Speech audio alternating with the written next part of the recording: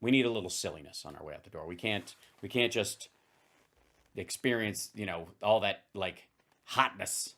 We gotta. We'll now. Hold on. We've got. Oh shit, that's loud. Hold on. I gotta bring this down a touch, and then we'll jump over here.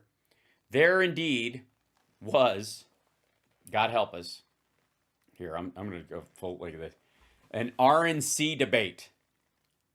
It's in little chunks, so we don't have to sit through the whole fucking thing. Fucking hell. Oh, thanks, Craig. I've had it for a very long time, this jacket. And I wore it the other night, and I was like, it needs to be worn in. It's got to stretch a little bit. I'm a little bigger than I used to be. And in the shoulders. And so I was like, I need to wear it. So I was wearing it around the house, and I just didn't take it up before the show. It's really, and I was taking garbage out and stuff like that too. And it's chilly outside. Anyways, another story. Okay. I'm voting for the plant. Yes, the plant won hands down. Now there's, this is Harmeet, and there's Mike Pillow and Richard Anderson, who I think is their moderator. I know some of you were going, wow, I totally expected a fantastic production value and all. After seeing Don Jr.'s podcast, I thought for sure the RNC would, up the ante a little bit, take it as a challenge. Why is the plant blurry? I blame crack. All right, so here we go. This is in San Juan Capistrano. It's where beautiful women instinctively flock like the salmon of Capistrano. Proceed to questions from the audience, and then at the conclusion of that, we will move back to closing statements. Yeah, because they've been back and forth about it. I want to hear the audience ask some. This is, and by the way, this is Mike Lindell and Carolyn Wren answer questions from the audience RNC debate. I don't know why Harmeet Dillon doesn't get to, or is that Wren and she's sitting at the Gee, Wren from our campaigns. Okay, first question. You are. I'm part of a nonprofit organization here. Oh dear. Here in California, seems like we're the only group in California trying to get things started. I'm part. Yeah, that's right. There are no groups in California trying to start things. I think the last one I can remember was fuck the Manson family. I'm gonna have to, Part of the recall California gas tax. Okay, I was also part of the. I'm gonna recall. We're gonna start something. A recall of the gas tax. You don't have a. You're not gonna start another fuel source that is. You're not gonna start the car that runs on water, asshole. What? Form California Voter Integrity Act. Why is it we have Integrity Act, Voter Integrity Act here in California, which I think is a type of dinosaur. Join nonprofit organizations to get things done. Yeah, don't join profit organizations. They're the ones that get shit done. Why isn't the GOP doing something here in California? Yeah, why aren't you helping fund our nonprofit so that we can make a profit here in California? Yeah, absolutely. This is a good question. Mike's going to defer to her. You got something? You want to say something? I don't know what the fuck he's talking about. Thank you. Sorry, who's the question to? And none of them are jumping in. Nobody knows what the fuck he's asking. Why isn't the RNC going to fund nonprofits' recall efforts? Because they're there for the party to elect people, dumb fuck. That was for me. Mr. Lindell. That's a great question, and that's just another reason why I'm up here wanting to be chair. That would not happen on my watch. Yes, it would. The RNC and the DNC do not fund 501c3s and C4s that are issue-based. They support them, but they're there to elect candidates. Every state, let me tell you, when you're in a business, think of this as a huge business. Right, yeah, we're here to make money. If we can scam, and skim off the top of you assholes, that's what we're here to do. So I want to treat the RNC like a business. I want to come away with more money in my pocket than I did when I was a donor. You got it. When somebody calls with a problem, you better fix it. Even if it's not your problem. I run a pillow company, and if somebody calls up and they've got a plumbing issue, I run over there with a fucking wrench. I don't care if it interrupts our workday. I send some of my work. I get people, hey, you, stop sewing pillowcases. You, put down that fluff. I got somebody called. That's a wrong number, but go there right now. Otherwise, we'll be out of business. I told you, I have 500 of my employees back at My Pillow have my direct phone number. They'll call me a deviation or a block or a problem, and you address it right then. And yeah, but do they call you about like they're going to start an Etsy store and tell you that they've been stealing fluff and making dolls out of it from because you're never going to miss it. You don't just say, you don't not answer that question. Yeah, you don't not answer a question that's not germane to what you're actually doing. In the middle of anything, you take the number and you Every state should be just like your own state. Even if it's total, if you think it's total blue, and okay, let's just focus on the ones in this election. No, we're all in this together. That was not an answer. That's not a problem. He's not talking about fixing something. That guy wants to know why the RNC is not funding these private recall efforts and shit. That was great. It's great. Let her answer, because maybe she actually knows what the fuck the guy was talking about. Well, Harmeet is from California, and I think has... Oh, Harmeet's not there. She's answering on her behalf. That's fun. A lot of the same shared... Representative of Harmeet Dillon. So she's not even at this motherfucker. Mike Pillow is there. This guy is squeezing every goddamn vote out. That's just her spokesperson? He couldn't have just sent a fucking pillow?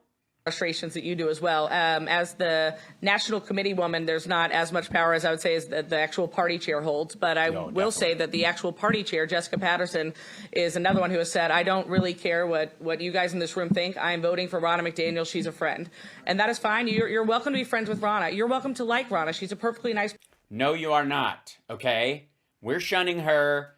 And if you can't get with the program, don't show up at the fucking dance, Carrie. You know what I'm saying? Person. You're welcome to think that Ronna McDaniel was loyal to President Trump. I was there. She was very loyal to President Trump. But what have you done against me lately? But this is not an election about friendships or loyalty. No, this is about business. Friendships and loyalty are gay Jesus stuff, and nobody does that here. An election about winning again. And he's got a cross around his neck. I have an elephant. Who do you think really wants to be here? We are not winning under Ronna. She is. She's wearing an elephant necklace.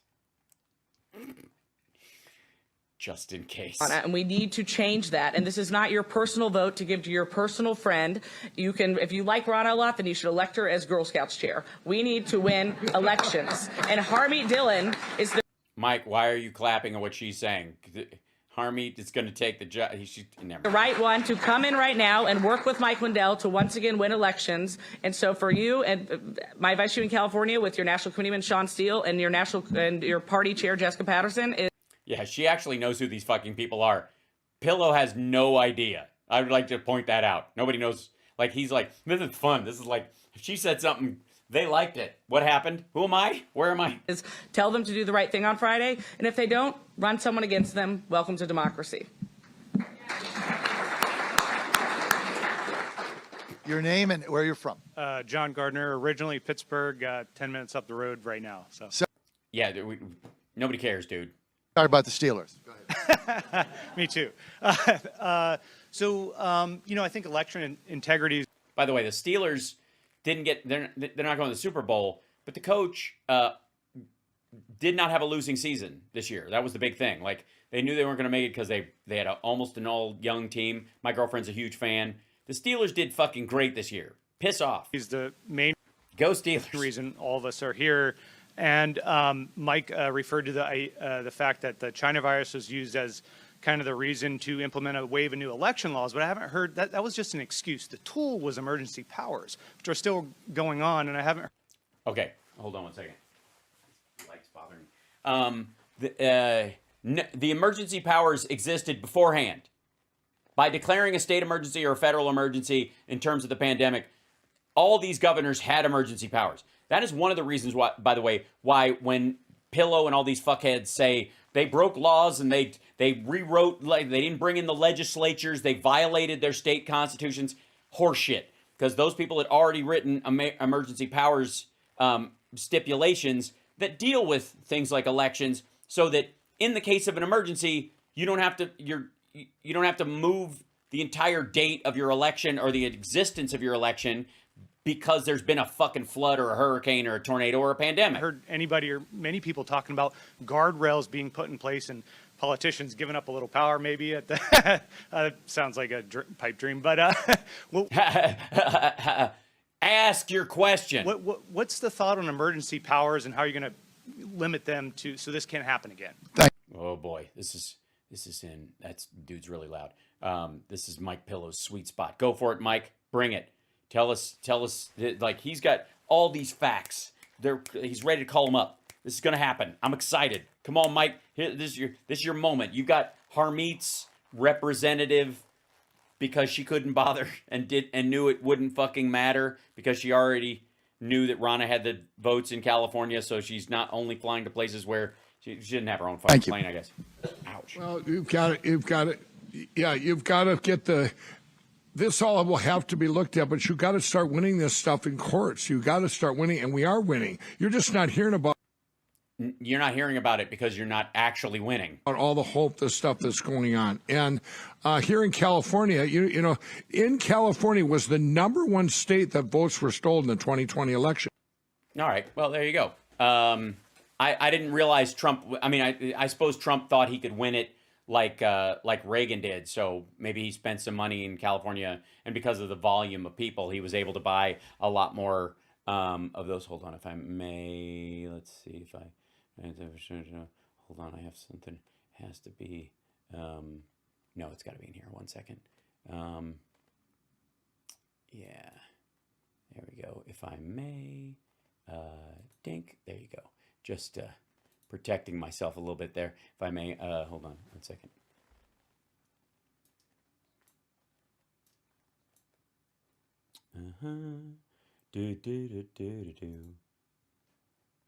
Did that come out? It should be. Brink.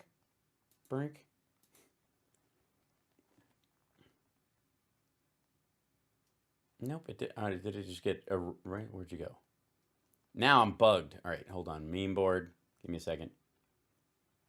Widgets, apps. There we go. Get down here. Meme board. There you go. Full screen. There you go. Sorry, I need to put this here. There you go. And ta-da. And here we go. Now I can actually do it. That is because Trump had bought a bunch of votes thinking he'd actually take the state and failed to actually produce enough. So there you go. That's the whole thing. Did it come up? I couldn't see it. Hopefully the satire went up so I don't get in trouble. All right, there we go. Almost 2 million votes, everybody. I don't care. You can write that down, Mr. Huffington. You know. Mr. Huffington, excuse me, is Ariana's ex-husband there? This is disgusting and also bullshit. And we all have to.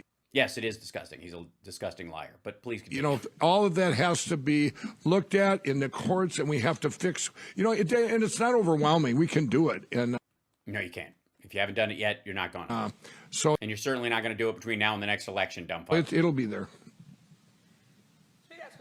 In March of 2020, you saw a barrage of lawsuits starting to be filed, and they were filed strategically in counties that the Democrats knew they needed to win by 10 points or more.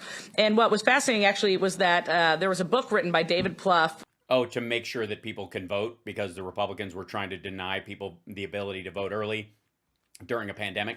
During when the shutdown happened? Basically that exact same. By the way, around primaries, I might add. Same time. And it was, if you remember David Plouffe, who's Obama's campaign manager, it was a Citizen's Guide to Defeating Donald Trump. It was an online book. I was probably the only one to really read at that time. But he literally lays out exactly what they plan to do, county by county, and said, screw these other places. Just focus on Philadelphia, different places. We have to change the rules and up our vote there. And that's exactly what they did. Under the guise of COVID, they went in and sued to change the election laws and to take over those. But when you change the laws in those states and do automatic registration and printing all the ballots, well, I don't know why she froze then, but I like it. These county elections don't have the money to pay for that. We'll enter Mark Zuckerberg with his $500 million. And guess who is managing Mark Zuckerberg's money? David Plouffe, the same guy who wrote literally a playbook saying this is what we're going to do. The Democrats are not hiding this. They're doing it.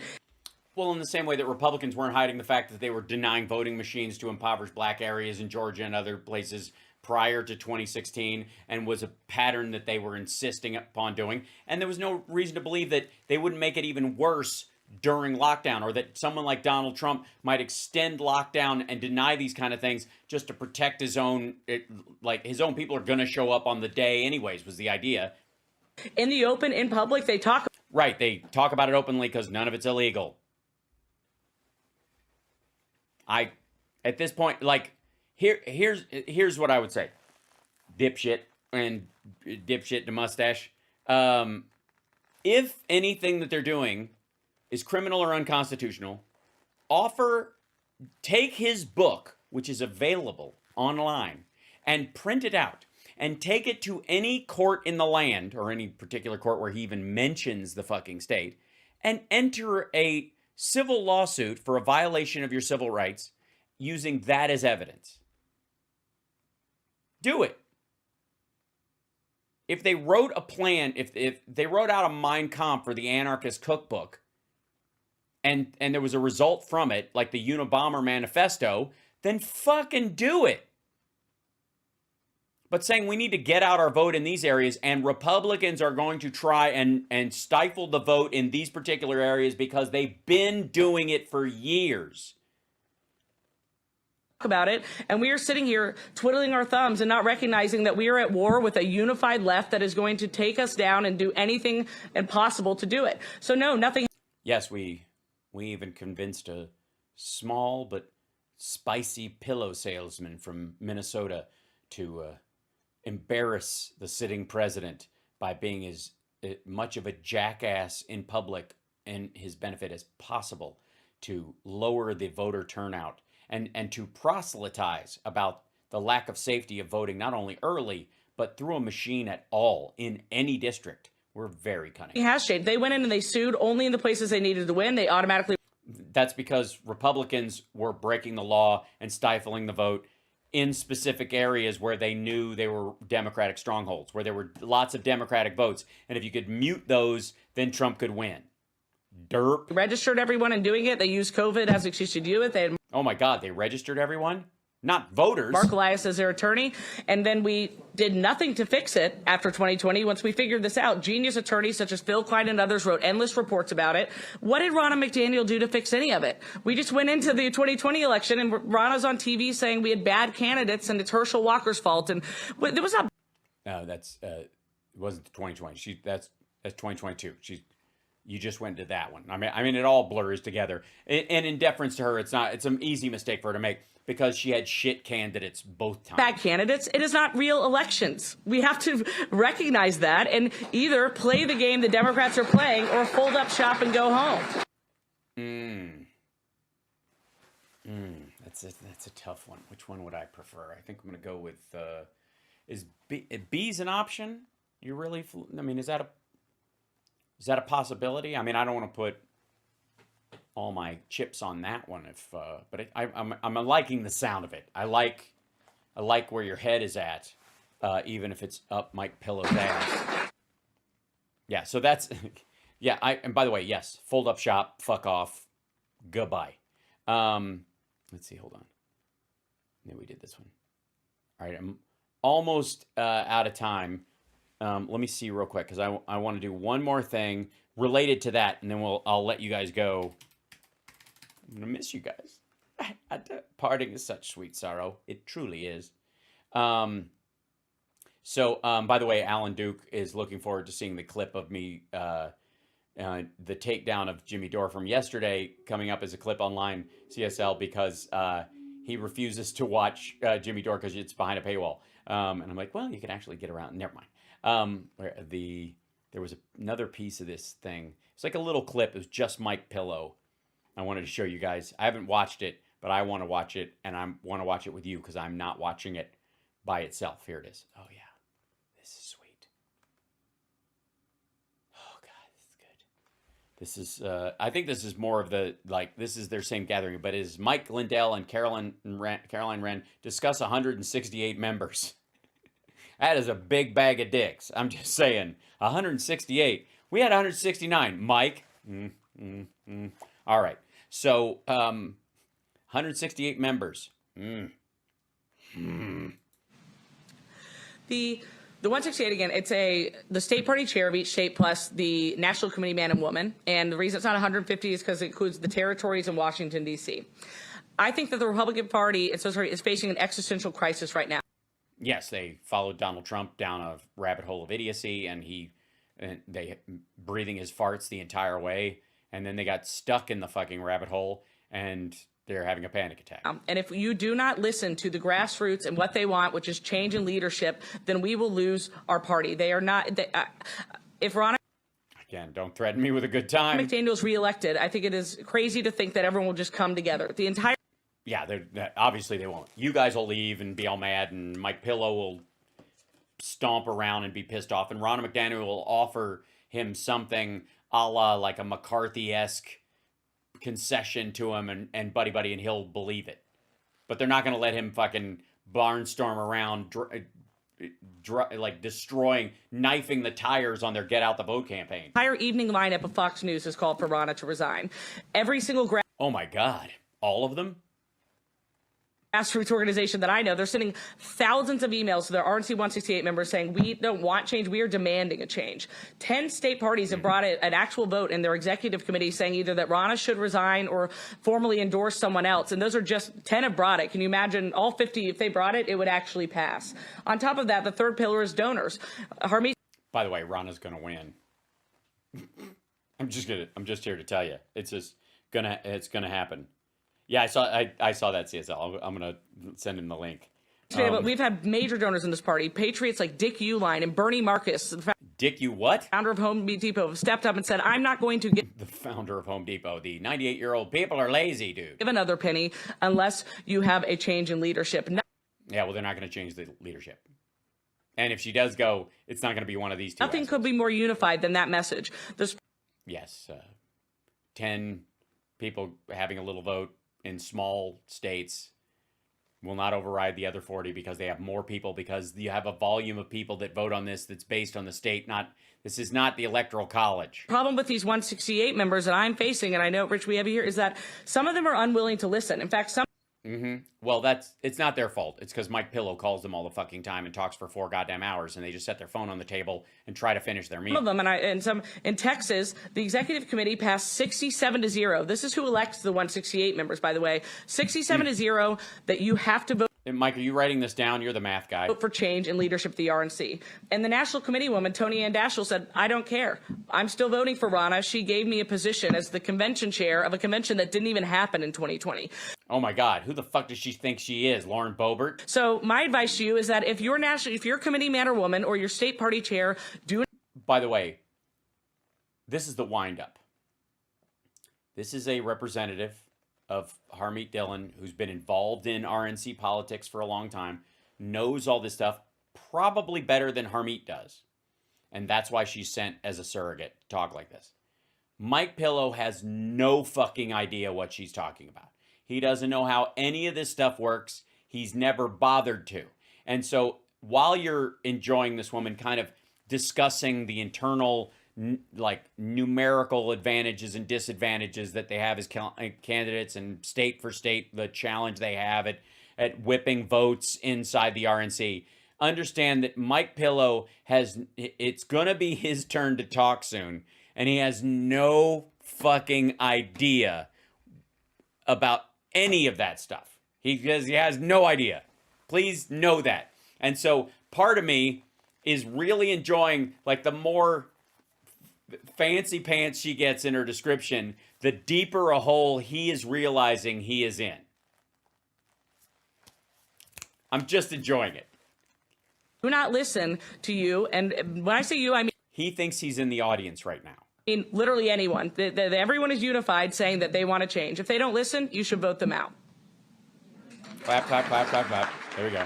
And then here comes Mike Pillow. And it'll be he'll break down names, numbers. He'll take all the brains that he has around making infomercials and selling pillows and distill it down to the fucking bingo of each letter and number he needs to get elected. Here it comes. It's gonna be so good. Mr. Lindell. That's Captain Pillow to you. I've been talking to all the 168. I've learned so much, and there's some they want, a lot of them want change, they're forgotten, but a lot of them were afraid. It's a great thing this is a secret ballot, and all of you that I know have said, hey, we should have a open ballot. I got calls from Michigan saying that. I said, absolutely not. Just think if there was a closed ballot for the Speaker of the House, you'd have had a lot more than 20 going there. It would have been a big group because his argument is that if it was a secret ballot for Speaker, there would have been more people against McCarthy, and it would have been even worse. Great analogy. They have fear. What was I promised? They have fear. What was I? So if I vote for Mike, I'm not going to get anything because this person is throwing me a bone on some committee that will never happen. What was I promised, or if I go against her, she's going to take away what was promised, or they're forgotten. You have a state that's forgotten because they're maybe not as important. Yes, the state of Upper Simpaloma is it's the 51st state in a lot of ways, but most people have forgotten about it. I believe the 168 heads are better than one.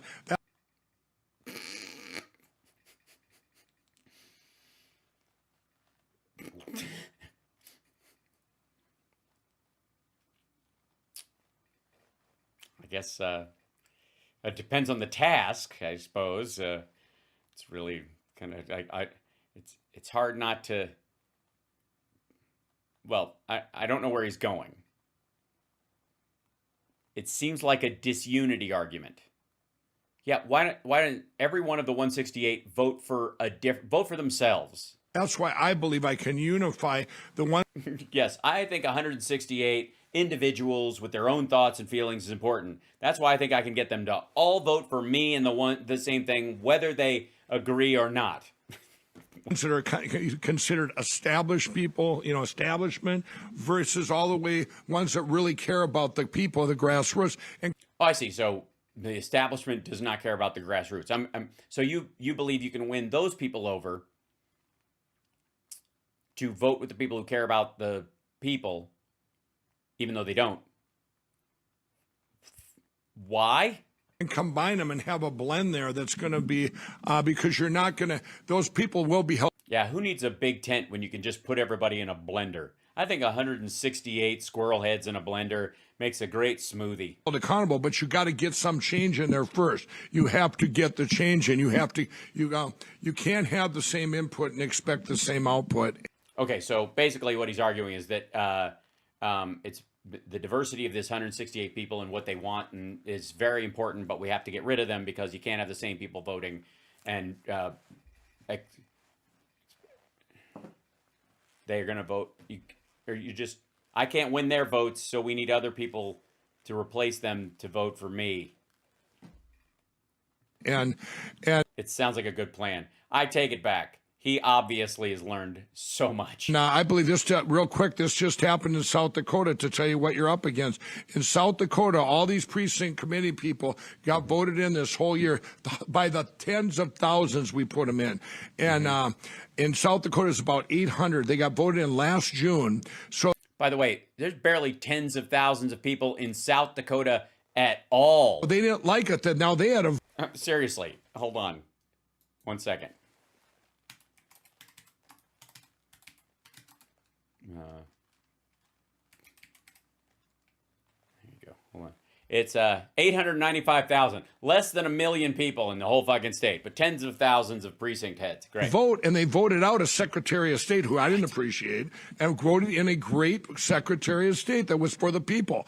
Well, so they didn't like that in South Dakota, so they go, well, let's have a vote. This is 2 weeks ago, to vote out the precinct committee people, to vote out that they could never vote again. Sounds like Republicans to me. I don't. You do realize the people that you're talking to want that.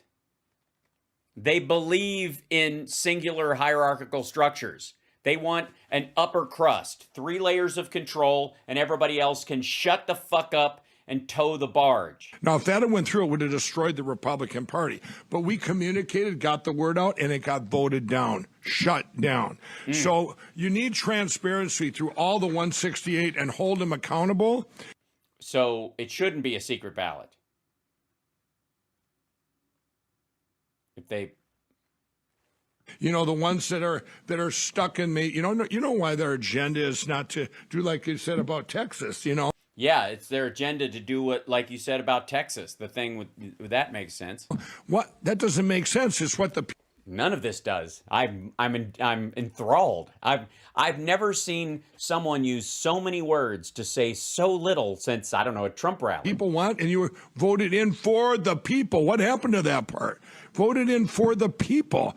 You can't have other agendas. We're going to call you out, each and every one of you, if you have your own hidden personal agenda. It's not going to happen anymore on our watch, all of our watch. So. Great. Now you've deputized everybody. It's going to be exhausting. I don't want to be the leader of this whole thing. I want you guys to lead through me. This is like, and by the way, this is classic, like, political horseshit. This is the kind of stuff you'd see somebody like standing on the back two steps of a fucking wagon in the Wild West. I don't want to be the mayor of Sayersville. No, sir. No, sir. I don't want to be I want you to be the mayor of Sayersville, and I want you to deliver your plans for this city to make it the finest version of itself. You get through me, see me as your vessel for each of you.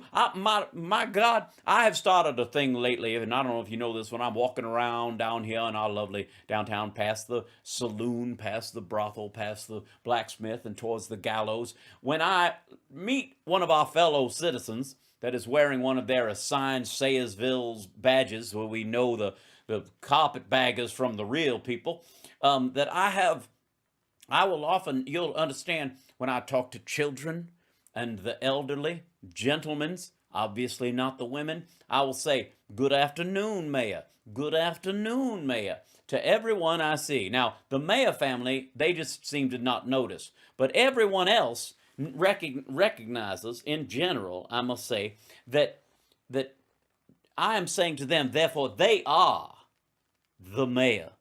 And I am just, think of me as the sort of judicial, electoral, and governance prophylactic that you wrap around your mayoral ideas, and I will be there to selectively slip off on occasion, make them happen. I hadn't thought this analogy through, and honestly, the horse just made its business and shook the wagon, so I lost my train of thought. But you understand. He doesn't know what he said. He has no fucking idea what he just said. Look at his face. He's like, we got to do this for the people. This is for the people. I believe they bought it. That's it. Holy shit. Oh, Brother Art, that was a great movie. I agree. I am a man of constant sorrow. I've seen trouble all my days. For 10 long years, I left Kentucky, the place where I was born and raised. The place where he was born and raised. I love that song. I really, really do.